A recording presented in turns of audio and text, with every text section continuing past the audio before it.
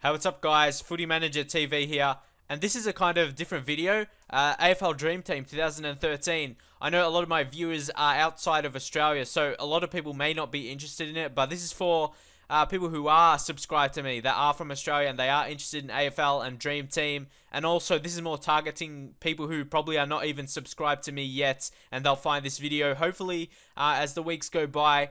But this video is just introducing this team. I just made it pretty much in 10 minutes because I just want to get this video done. Show you that this Dream Team, it is released right now. As you can see, heaps of days till the season is actually starting. About 49 days, as you can see. So it's a long wait, and this team is probably going to change. The players coming in and out will change 100 times. If a player has a preseason bad game, they're probably going to be looking out. Then they have a good game, and then they're back in. Heaps of changes, as you know, with the preseason.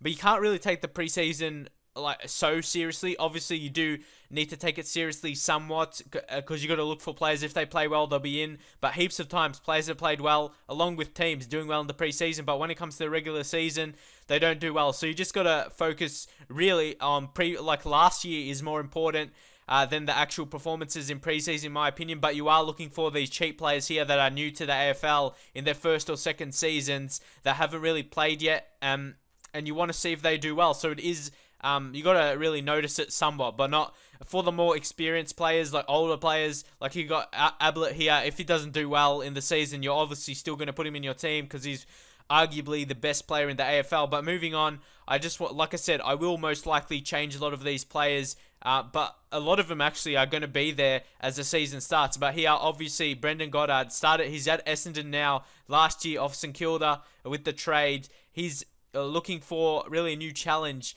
but I don't think his role is going to change too much, but he can really play anywhere and he picks up the points always. It doesn't really matter where he's playing. Different occasions, playing in midfield, playing defense, playing forward, he always gets the points, gets lots of marks. That's very important for Dream Team. Also with the trades this year, I'm sure everyone well aware, if you're watching this video, you get 2 trades each week. There's no limit for the whole season. There's no like 20 limit or whatever it was last season. So that's very good. But I know some people may not think it's good, the more experienced players, because it sort of makes it easier, but it is going to make for a challenge. And also this season, what I really wanted to see in Dream Team, more positions in midfield, 8 positions, and then 6 in defense, and 6 in forwards, and of course the 2 ruckmen. It makes it a bit more realistic how a team would sort of line up in real life. And next up, I get these advertisements right here, so please ignore that.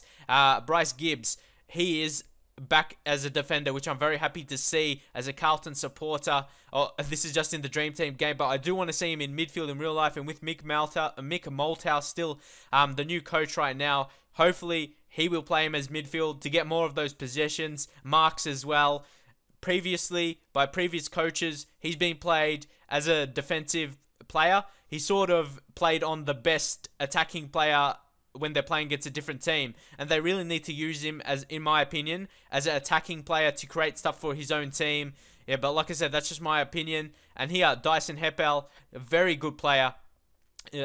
Still a young player in terms of the AFL, so I think only 20, 21, something like that. So, and he's been scoring well over the first couple seasons in his AFL career, so he can only improve, which is pretty much scary. He always gets good points. He never really lets you down in terms of points, and that's what you got to look for when you're making dream teams.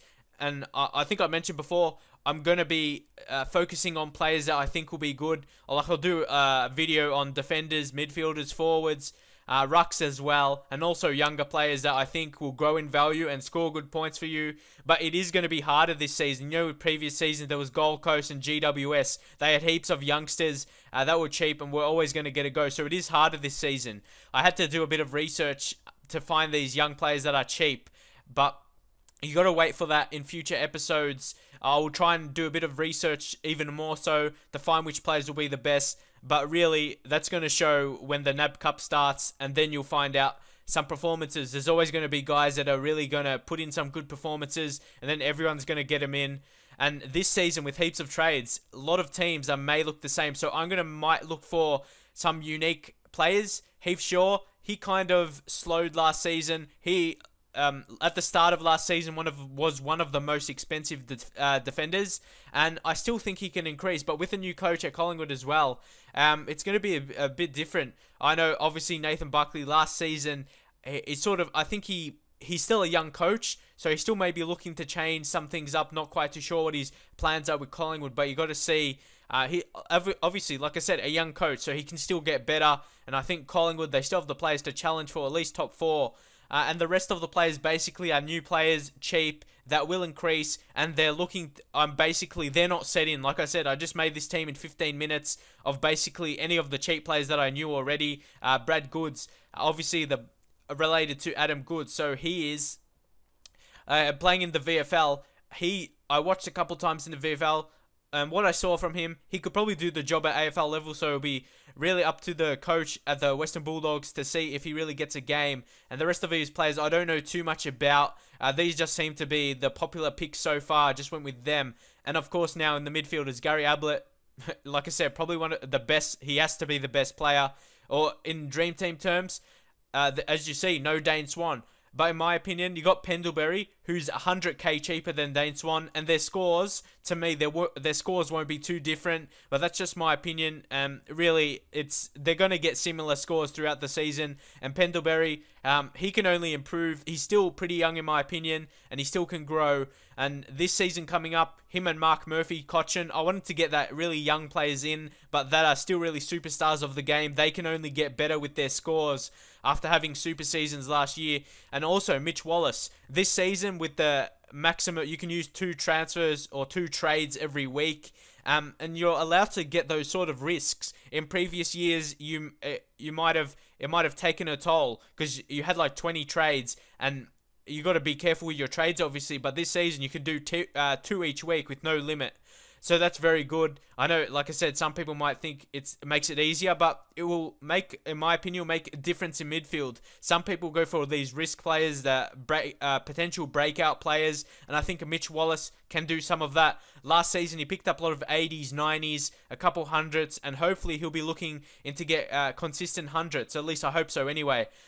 So really, once again, I've got a lot of young players here. Whitfield for GWS, the #1 draft pick, looking for good improvement for him. And the #1 draft picks, they are a bit more expensive than the other young players, as you can see here. But they always play all the matches. Maybe they might miss a few matches from general soreness, which means just basically the coach just wants to rest them. So yeah, he should play most games this season, and really the other players, a lot of them should play as well, but there may be other ones that I miss out on, but I will be looking into them as the season or like pre-season goes by. And here in the ruck, probably the best ruck of the last 5 seasons, Dean Cox.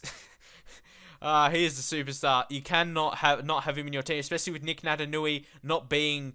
He's going to miss the first month or so, I think, maybe 2 months, not sure. I've kind of been not focusing on AFL too much as it's been no really action. Been focusing on like the Premier League and stuff like that, and FIFA, playing FIFA, as you see the videos on my channel.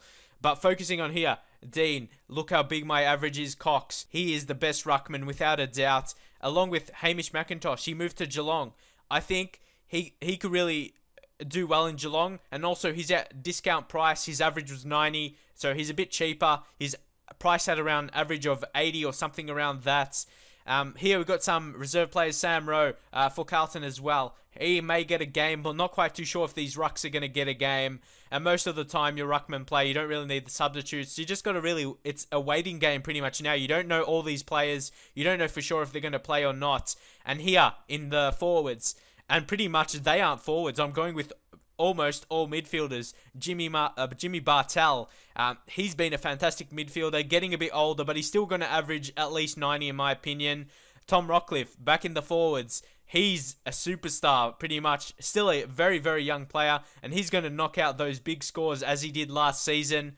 And even Dale Thomas, another midfielder. Collingwood, he sometimes doesn't get that much possessions. Like, he's not known as a 30-plus possession getter, but he scores goals as well. That's very important. You know that you get that extra points for goals, and he's probably looking to get above, at least from me, in this season, I'm looking, it should be his best season in my opinion, really growing out from that young player into a really experienced player. and he should be scoring at least, in my opinion, I really want him to be scoring 95, at least an average of 95, no less than 90 should be expected from him. Colin Sylvia as well, he's a midfield player.